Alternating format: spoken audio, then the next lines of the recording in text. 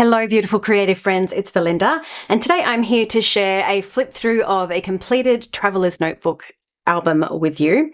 This is book number 2 for 2023.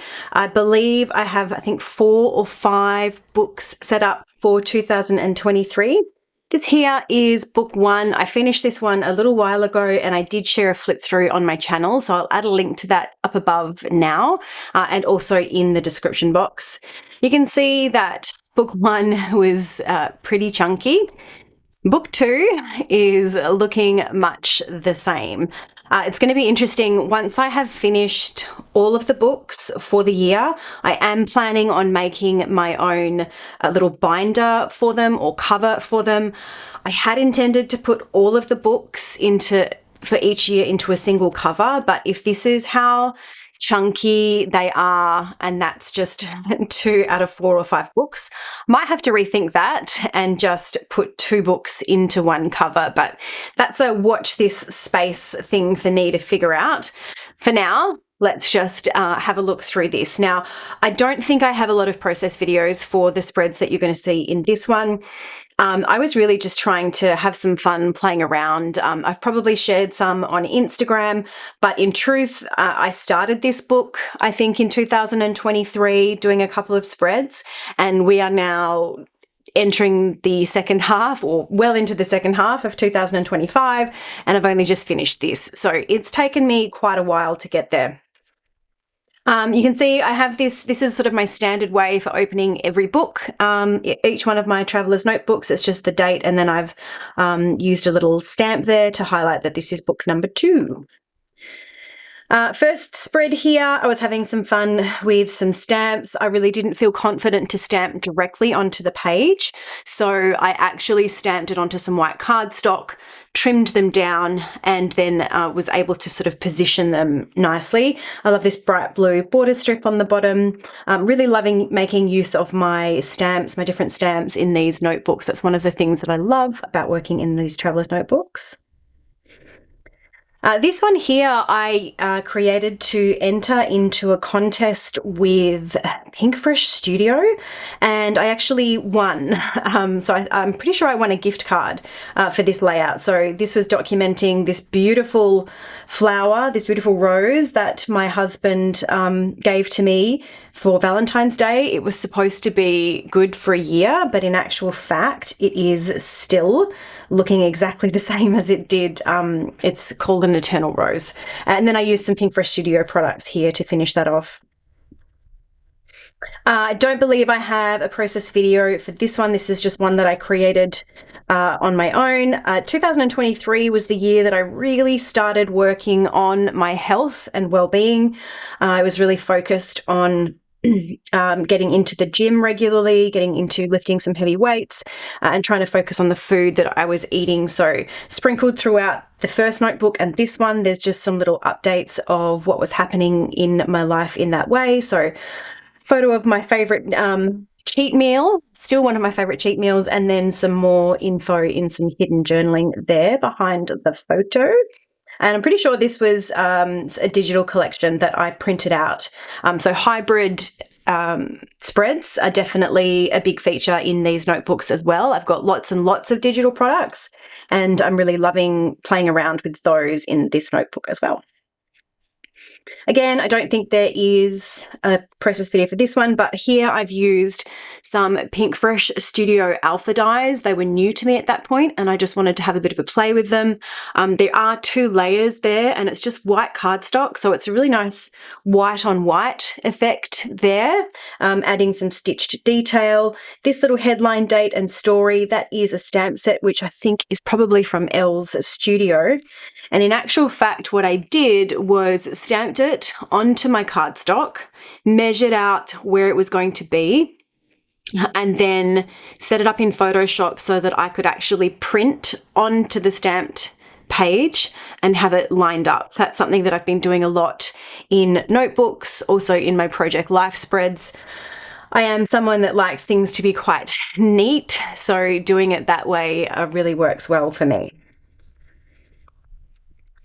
This one here, just a little story of Sundays, weekends. I was spending a lot of time trying to get as much rest as I could at this point, because I was about to go on my final prac placement for teaching, which was going to be I think about 2 to 3 months of full-time teaching. And what I didn't know at the time was that I would then go on to some part-time teaching.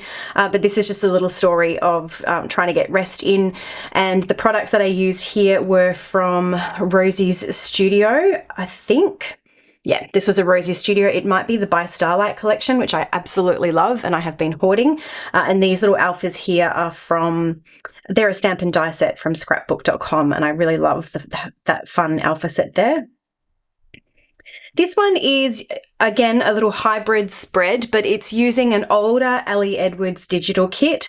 I subscribed to Ali Edwards kits for, I think, 2 to 3 years, quite a number of years ago, built up a big stash, but just never really found a way to use them, that resonated with me, with my style, with my way of documenting. But I did know that I had a tech story kit, the digital elements from a tech story kit on my computer, and I was documenting the story of building a computer, which is what I use now. So that seemed like a perfect fit. So I planned it out in Photoshop, printed out the pieces, and then I've just got a couple of little elements here that I've put onto some foam just to add a bit more dimension. And of course the stitching adds some extra texture there too. This is another hybrid layout, and again, documenting a little bit of the story about my health and fitness journey. I can't recall what the collection is from this. It's one that came from Sweet Shop Designs, because I knew that I was going to be documenting stories about being in the gym, about trying to get fit, trying to get strong, trying to get healthy. I went looking for product lines that I would be able to use. And this one really stood out to me because it's so bright. The colors were so bright. They were so fun, so colorful. And the sentiments kind of really resonated, because what I like to do in the gym is more lifting heavy weights rather than sort of classes or cardio and things like that. And there doesn't really seem to be a whole lot around geared towards that kind of exercise. So I was really happy to find that and really happy to make use of it here in my spread. So full page photo is always a really good way to create one of these spreads. It sort of reduces some of the design decisions that you have to make, and it allows you to, really feature photos a bit more into this smaller format. This one here, you can see it's a no photo layout. So I, like many people, find all kinds of different quotes on Instagram or various sources that I really like, and will either screenshot them or save them and then never really know what to do with them. But when I go through my photos at the end of the month, I tend to sort of put some of them into a little folder on my computer to come back to. But every now and then I will find a quote that I feel like, I want to actually document in some way. And that's what this one is. This was a little quote about gentle parenting, and then just a reflection from me on sort of how that relates to my experience of motherhood. Again, this is a bit of a hybrid layout because I have no, it's not a hybrid layout. It's not. I've used some floral die cuts from Pink Fresh Studio as well as some stamps, and this was stash busting. That's what this was. I've just gone through my stash. I started off with the floral die cuts and then worked from there to find bits and pieces that coordinated with those florals. This one here is, it's a little bit of stash busting, a little bit of playing with products. So I think it was around 2023 that I discovered these Pink Fresh Studio stamp, stencil and die sets. And I have got quite a few of them in my stash now. I just find them to be really easy to use and really versatile. And I had received a new one, which is this one here, and I wanted to play around with it a little bit.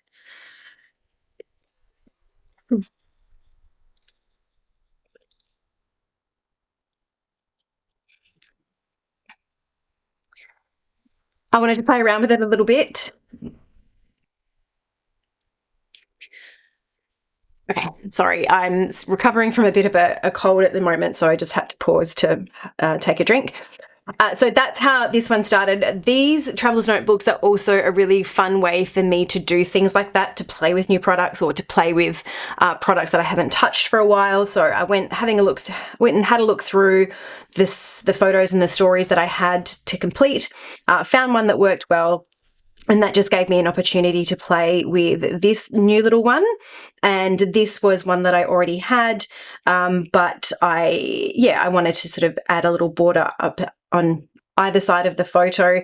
And the set that this came from didn't really have anything that would work. So I just found something else. And then the papers were pulled from my stash, my very, very large stash of papers. This one here, I think I actually created as a design team project for Confessions of a Paper Addict.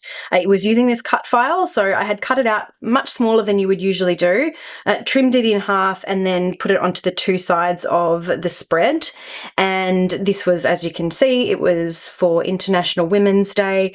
I've got some hidden journaling here, which I think was actually something that I had found online. It was just referencing the fact that International Women's Day really goes hard at recognising women who are in paid work, but sort of women who are at home in caregiving roles kind of get a little bit missed or a bit lost sometimes. And I can't get that back in there right now. There it is. I'm going to have to sort that out later. So that's what that little quote was about. This one here was another one that was a design team project for Confessions of a Paper Addict, and that was using this summer cut file, which if I get it up close, you can see I stitched around each of the letters quite painstakingly using a really fine thread, and then adhered them down. And then just sort of built a little bit of a grid on the side. So this is a really good way to show that just because you are working in a smaller format doesn't mean that you can't feature a lot of photos. Here I've got 4 photos. 2 of them are, a decent size. So you can still get quite a few photos in, even in a smaller format like this.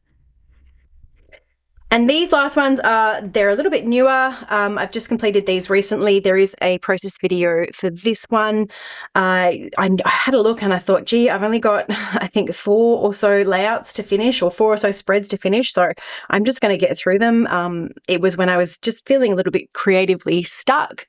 And I thought this was a really nice way to sort of get those creative juices flowing a little bit. For this one, I was inspired by a page that I had seen somewhere on Instagram. So I just created a little bit of a sketch for myself and used that as a jumping off point to create this one. This one here is a hybrid, 100% a hybrid spread. So I actually planned a lot of this out in Photoshop first before I went and printed out all of the elements and cut them. And I used a die from Elle's Studio to create a little folded flip up here because I had some extra photos and some extra stories that I wanted to tell. And I cut it from vellum because I wanted it to be less bulky. And I also wanted you to be able to see through the borders of them. So that's a really fun little flip out element, an easy way to get some extra photos in without adding too much bulk. This was just a just for fun layout. So I had this photo. I went looking through my stash. I had this ombre cardstock. Well, it's not really cardstock, it's paper from Kmart. And I just found that the colours in that cardstock really worked well with the colours in my photo. And then that became a bit of a jumping off point. I knew I wanted to do a big stamped title using some different fonts, just as a bit of a mix and match, because I was really loving looking through my alphabet stamps. And then I wanted to sort of mirror the colours, the ombre colours on the opposite side. So I grabbed some white cardstock and a stencil and stenciled coming down in colours that sort of roughly match what was going on here. And then with the offcut, this was an A4 sheet of paper. So with the offcut from that A4 sheet of paper, I laid out this side of the spread and then cut from that little offcut so that the colours in those features match the colours on there. Just a little bit of fun, something a little bit different. It was quite easy, it came together really quickly once I had chosen my alphas and figured out the spacing. And when I look at it now, I'm not entirely happy with the spacing, but I think this is the first time that I've ever stamped something like this. So I can't expect to be perfect at it straight away. And here we are at the last layout in this, the last spread in this notebook. There is also a process video for this one, and this again is a hybrid layout. And when in this process video, I sort of show you how I prepare the physical printouts to put these spreads together. So just documenting the first bit of rain or the first storm for the season in 2023, because that is the kind of weather that I really love. So that's it. That's one chunky notebook finished. And now I guess I had better get on to notebook number 3 for 2023. So I hope that this video has given you some inspiration. And if you'd like more, you'll find some linked on the screen at the end of this video, as well as in the description. If you enjoyed this one, a like or a comment would really mean so much to me. And of course, you're always welcome to subscribe for more. But I will leave it there for now and say thank you so much for watching, and I hope you have a great day.